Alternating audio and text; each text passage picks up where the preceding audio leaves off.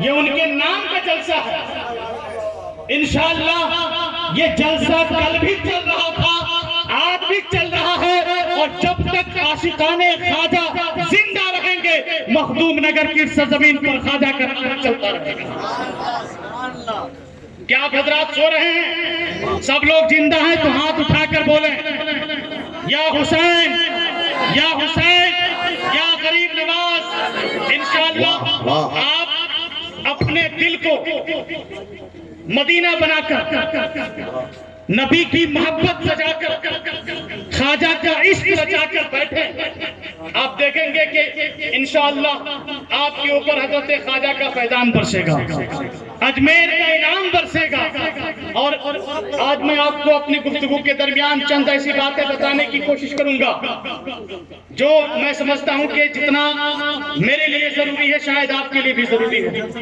میں منتظمین جلسہ کے لیے یہ شعر نقیب اعظم ہندوستان محبوب گوہر صاحب جناب اشرف رضا فیضی صاحب بہترین نازرانی کرتے ہیں، مختلف پروگراموں میں ان کے ساتھ شرکت کرنے کا موقع ملا ہے، دھوم مچا دیتے ہیں، صوفیانہ لب و لہجہ ہوتا ہے.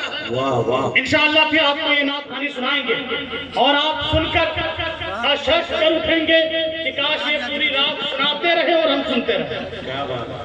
میں ان لوگوں کے لیے اور تمام اہل اسٹیج کے لیے اپنی جانب سے یہ شعر کہتا ہوں کہ دل تباہ نے ایک تازہ زندگی پائی. یہ پروگرام آپ نے کیا، جناب حیدر صاحب نے، جناب رضا جوہری صاحب نے، جناب اصغر صاحب نے اور ننھے صاحب نے، دیگر حضرات نے پروگرام منعقد کیا. انہوں نے کیا پایا، ہم نے کیا پایا، آپ کیا پا رہے ہیں وہ سنیں. دل تباہ نے ایک تازہ زندگی پائی، دل تباہ نے ایک تازہ زندگی پائی، تمہیں چراغ ملا ہم نے روشنی پائی. تمہیں چراغ ملا ہم نے روشنی پائی. انہوں نے محفل سجا دیا، آج پورا سمستی پور روشنی پا رہا ہے. انشاءاللہ آپ خواجہ کی تعلیمات سے سرشار ہوں گے. میں اپنی گفتگو کا آغاز خواجہ غریب نواز کے پیر و مرشد حضرت سیدنا خواجہ عثمان ہارونی رحمت اللہ تعالی علیہ کے چند اشعار سے کرنے کی کوشش کر رہا ہوں تاکہ اس کی برکتیں شامل ہو جائے. یہ الگ سی بات ہے کہ یہ تمام کے تمام اشعار فارسی میں ہیں، اہل اسٹیج سمجھیں گے، آپ سمجھیں نہ سمجھیں، بس دل میں یہ ارادہ کر کے سنیں کہ ان اشعار کو میرے خواجہ کے پیر و مرشد نے لکھا ہے، خواجہ کے پیر و مرشد نے لکھا ہے اور عشق میں ڈوب کر لکھا ہے. اور میں آپ کو بتاؤں کہ آج میری گفتگو کا عنوان بھی عشق حقیقی ہے. علامہ اقبال کا ایک شعر ہے کہ قوت عشق سے ہر پست کو بالا کر دے. انشاءاللہ اسی پر گفتگو ہوگی.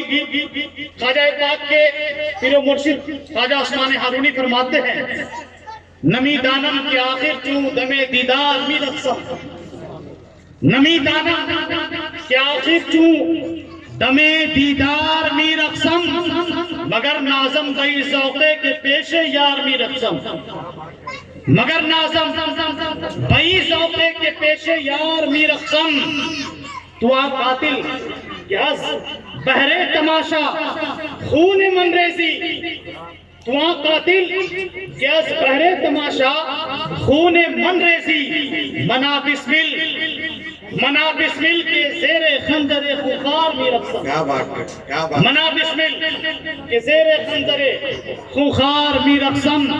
اور تماشا کن بیا جانا تماشا کن کہ در اندوہ جا باجا، بیا جانا تماشا کن کہ در اندوہ جا بازا، بسط سامان رسوائی سرے بازار می رقصم، بسط سامان رسوائی سرے بازار می رقصم. اور یہ آپ کے تبع خاطر کے لیے محبوب گوہر صاحب بیٹھے ہیں. کسی جلسے میں نے یہ شعر انہی سے سنا تھا، وہی شعر میں آپ کو سناتا ہوں.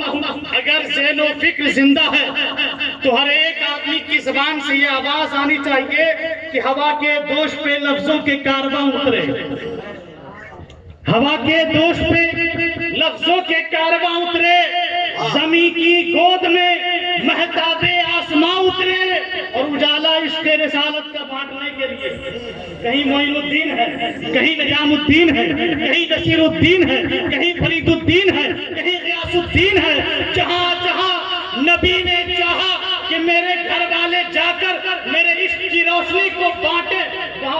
پہنچا دیا. کبھی اجمیر میں بھیجا, کبھی بغداد میں بھیجا, کبھی کلیر میں بھیجا, کبھی سمنا میں بھیجا, کبھی کچھوچا میں بھیجا, کبھی بہار میں بھیجا. جہاں جہاں دین مصطفیٰ کی ضرورت پڑی وہاں وہاں بھیج دیا. شاعر کہتا ہے کہ ہوا کے دوش پہ لفظوں کے کارواں اترے, زمین کی گود میں مہتاب آسماں اترے. اجالا عشق رسالت کا بانٹنے کے لیے میرے رسول کے بیٹے کا, اجالا عشق رسالت کا بانٹنے کے لیے میرے رسول کے بیٹے کہاں کہاں اترے. درود پاک میں اللہم صلی علی سیدنا و شفیعنا و نبینا و مولانا محمد المعدن الجود والکرم بارک وسلم. صلو علیہ الصلوۃ والسلام علیک یا رسول اللہ صلی اللہ تعالی علیہ وسلم. حضرات سنجیدگی کے ساتھ بیٹھیں اور سنجیدہ گفتگو سننے کی کوشش کریں. یہاں جو لوگ بیٹھے ہیں اس میں سے اکثر لوگ مجھے جانتے ہیں اور بارہا مجھ سے آپ سنتے رہے ہیں, انشاءاللہ حیات رہی تو سنتے رہیں گے. آج میں آپ کو بتاؤں کہ پوری دنیا میں جو امت کی حالت ہے وہ ہم دیکھ رہے ہیں. تعلیمی سوال, اخلاقی سوال, معاشرتی سوال, معاشیاتی سوال, آج ہر طرح کے سوال کا شکار یہ قوم ہے. نظر اٹھا کر دیکھ لیں پوری دنیا میں جتنی اقوام ہے, جن اقوام کے مقابلے میں یہ قوم آباد ہے, ان اقوام کے مقابلے میں ان کی حالت ہر طرح سے پسماندہ ہے. چاہے تعلیم کے اعتبار سے ہو, پیسے کے اعتبار سے ہو, شہرت کے اعتبار سے ہو, دولت کے اعتبار سے ہو, عفت و عظمت کے اعتبار سے ہو, رفعت شان کے اعتبار سے ہو, سربلندی کے اعتبار سے ہو, حکومت کے اعتبار سے ہو, سطوت کے اعتبار سے ہو, ثروت کے اعتبار سے ہو, شوکت کے اعتبار سے ہو, جس اعتبار سے دیکھیں گے یہ قوم پسماندہ ہے. وجہ کیا ہے؟ وجہ کیا ہے؟ آج ہمارے پاس قرآن ہے, آج ہمارے پاس نماز ہے, آج ہمارے پاس روزہ ہے, آج ہمارے پاس حج ہے, اور خدا کا الہی قانون ہے, قرآن کا عظیم درس اور ہدایت ہے. اس کے باوجود یہ قوم ہر طور سے زوال پذیر ہے. وجہ کیا ہے؟ میں آپ کو بتاؤں, میں نے آج اپنی گفتگو کا عنوان اس تحقیقی کو بنایا ہو, وہی سمجھانے کی کوشش کر رہا ہوں تاکہ آپ کے ذہن و فکر میں اتر جائے. ہم تو یہ سمجھ رہے ہیں نا, ہم سب کی زندگی ہے کہ ہم صبح کو کام کے لیے نکلے, شام کو کما کر لائے, کھایا پیا, رات کو سو گئے, پھر صبح اٹھے وہی کام کے لیے نکلے, شام کو واپس آئے, کما کر کے کھایا پیا, سو گئے. اسی طریقے سے زندگی کا چکا چل رہا ہے, زندگی کا دور گزر رہا ہے, ہمارا وقت چلا جا رہا ہے. آخر ہم میں تبدیلی کہاں آ رہی ہے؟ معاشرہ کہاں بدل رہا ہے؟ ترقی کہاں دکھ رہی ہے؟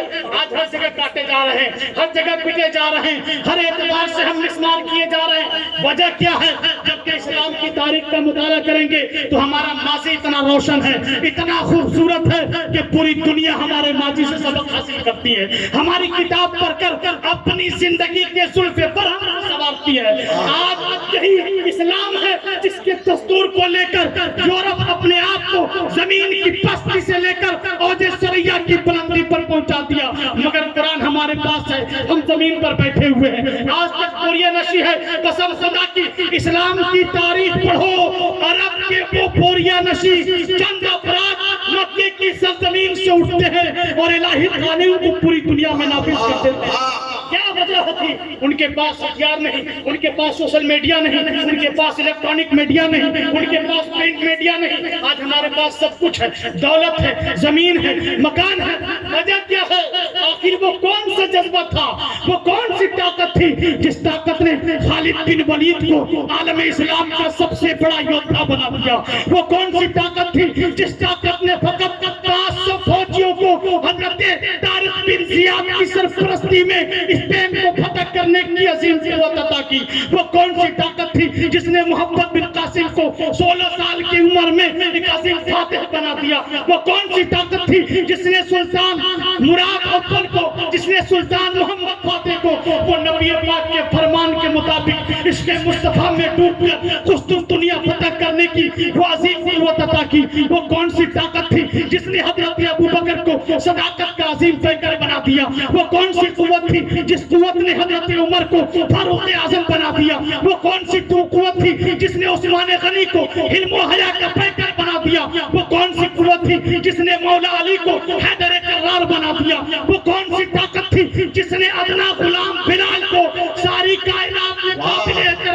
دیا. وہ کون سی قوت تھی کہ سرزمین سے پیدا سرزمین سنجر پہ پیدا ہونے والا, سجستان پہ پیدا ہونے والا حسن کو, حسن سنجری کو معین الدین بنا دیا. بہت اچھے. نعرہ تکبیر, نعرہ رسالت, شہنشاہ ہندوستان فیضان خواجہ غریب نواز حضرت علامہ طفیل صاحب قبلہ فیضی.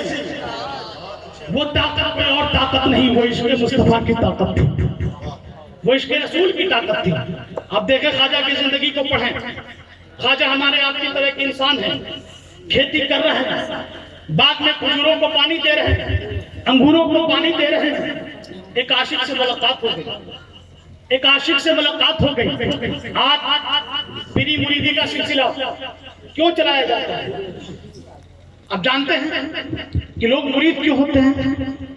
آپ جانتے ہیں کہ آخر ہم بزرگوں کے آستانے سے جڑتے کیوں ہیں؟ جب ہمارے پاس ساری چیزیں موجود ہیں تو ہمیں مرید ہونے کی کیا ضرورت ہے؟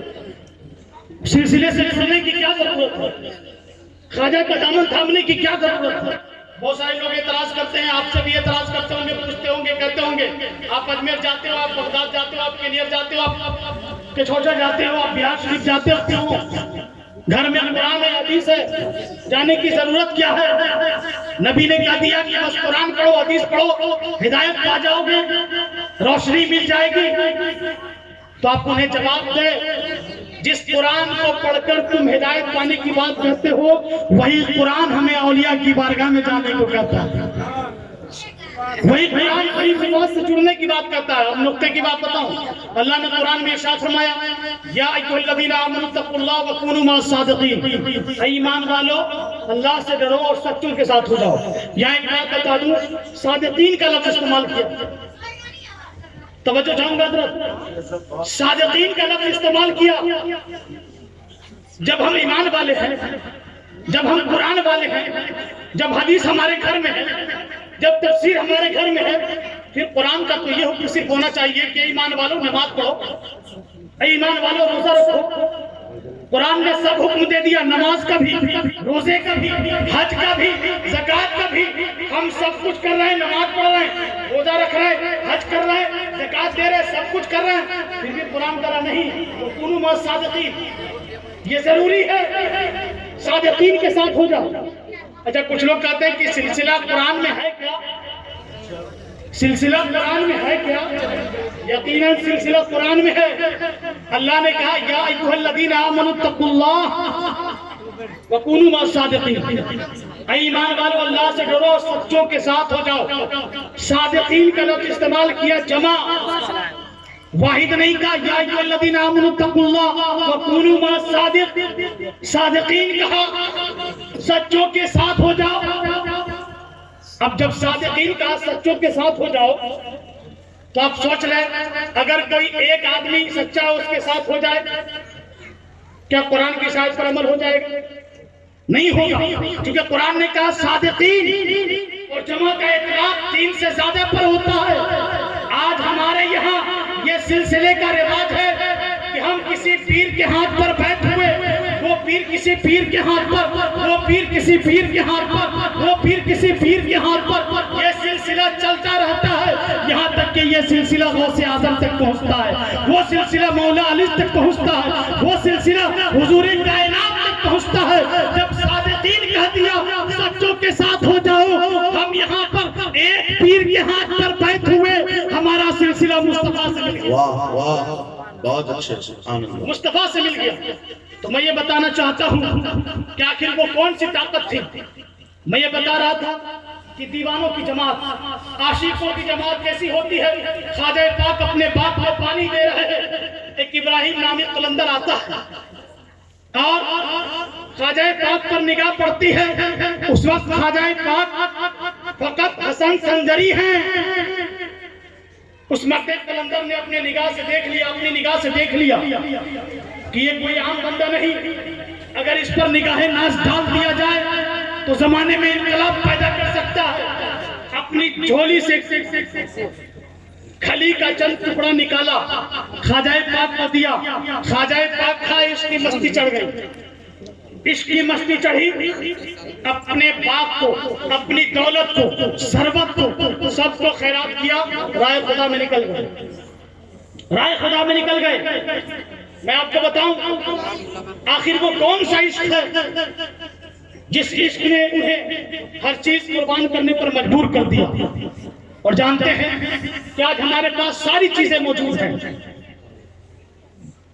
وہی نماز، غریب نماز پڑھتے ہیں، وہی نماز ہم پڑھ رہے ہیں، وہی قرآن ابو بکر صدیق پڑھتے تھے، وہی قرآن ہم پڑھ رہے ہیں، وہی قرآن عمر فاروق پڑھتے تھے، وہی قرآن ہم پڑھ رہے ہیں، وہی قرآن مولا علی پڑھتے تھے، وہی قرآن ہم پڑھ رہے ہیں، جو حج خواجہ پاک نے کیا وہی حج ہم کر رہے ہیں، جو تلاوت خواجہ پاک نے کیا وہی تلاوت ہم کر رہے ہیں، تمام چیزیں یکساں ہیں۔ پھر آخر وہ قوت ہمارے اندر کیوں نہیں، وہ طاقت ہمارے اندر کیوں نہیں؟ جو قوت ان کے اندر تھی، اشارہ کیا تو آنا ساگر آ گیا۔ مسجد نبوی میں بیٹھ کر عمر فاروق جمعہ کا خطبہ دے رہے ہیں اور سینکڑوں کلومیٹر کی دور پر نہاوند کی سرزمین کا معائنہ کر رہے ہیں، وہ کون سی طاقت تھی؟ آخر وہ طاقت ہمارے پاس کیوں نہیں ہے؟ اب جانتے ہیں جب آپ اسلام کی تاریخ کا مطالعہ کریں گے تو آپ تاریخ میں پڑھیں گے کہ جب تاتاریوں نے تمام اسلامی ممالک کو روندتے ہوئے، لوٹتے ہوئے کونیا کی سرزمین پر پہنچے، کونیا کی پہاڑوں میں اپنا ڈیرا ڈالا اور سوچا کہ کل اس شہر پہ حملہ کر دینا ہے، اس شہر کو برباد کر دینا ہے۔ اب جانتے ہیں کہ تیر چلانا شروع کیا، پہاڑ پر دیکھا کہ کوئی شخص بیٹھا ہوا ہے، تیر چلانا شروع کیا مگر وہ کارآمد نہیں، ایک ہیبت چھا گئی، ایسی ہیبت جس نے پوری دنیا کو فتح کرنے کے بعد ایک خطے کی طرف بڑھنے کی کوشش کی۔ جب بڑھنے لگے ہیبت چھا گئی، وجہ کیا تھی؟ وجہ کیا تھی؟ تو دیکھتے ہیں کہ کونیا کے پہاڑ پر ایک بزرگ بیٹھے ہوئے ہیں، ایک اللہ والے بیٹھے ہوئے ہیں، تیر چلانے کی کوشش کی جا رہی ہے مگر ہمت نہیں بن پا رہی ہے۔ وہ طاقت کون تھی؟ روحانیت کی طاقت تھی، روحانیت کی طاقت تھی۔ میں بتانا یہ چاہتا ہوں، بہت اچھی تقریر ہو رہی ہے۔ کیا ہمارے پاس ساری چیزیں موجود ہیں، نماز ہے، روزے ہیں، حج ہے، زکات ہے، ہم سب کچھ کر رہے ہیں مگر ہمارے اندر وہ جذبہ کیوں نہیں پیدا ہو رہا ہے، وہ کمالات کیوں نہیں پیدا ہو رہے ہیں کہ ایک آدمی پوری قوم پر بھاری ہو، ایک آدمی پوری قوم کے لیے راہ ہدایت بن جائے، سر چشمہ فکر بن جائے، پوری قوم کی نجات کا ذریعہ بن جائے۔ آخر کیا وجہ ہے؟ ہم میں کیا کمی ہے جس کمی کی وجہ سے آج ہم پوری دنیا میں ذلیل کیے جا رہے ہیں؟ کیا وجہ ہے کہ آج ہم ستائے جا رہے ہیں؟ تو آپ نظر اٹھا کر دیکھیں گے ہمارے پاس سب کچھ موجود ہے مگر عشق نہیں ہے۔ آج عشق خالی ہے، جب تک یہ کٹورا عشق سے بھرے گا نہیں۔ ہم تو دعویٰ کرتے ہیں کہ ہم بڑے عاشق ہیں، اسٹیجوں پر خوب نعرے لگا لیے، جلسوں میں خوب نعرے لگا لیے، ہم ہو یا ہمارے اور دیگر علماء ہو۔ میں معذرت کے ساتھ کہنا چاہتا ہوں پوری عوام، میں بھی اس میں شامل ہوں کہ آج ہم اسٹیج پر بڑے بڑے نعرے لگاتے ہیں مگر آخر وہ جذبہ ہمارے اندر کیوں نہیں پیدا ہوتا؟ وجہ یہی ہے کہ آج وہ عشق ہمارے پاس نہیں ہے جو عشق حضرت بلال کے پاس تھا، جو عشق ابو بکر کے پاس تھا، جو عشق مولا علی کے پاس تھا۔ آج تو ہم ذرہ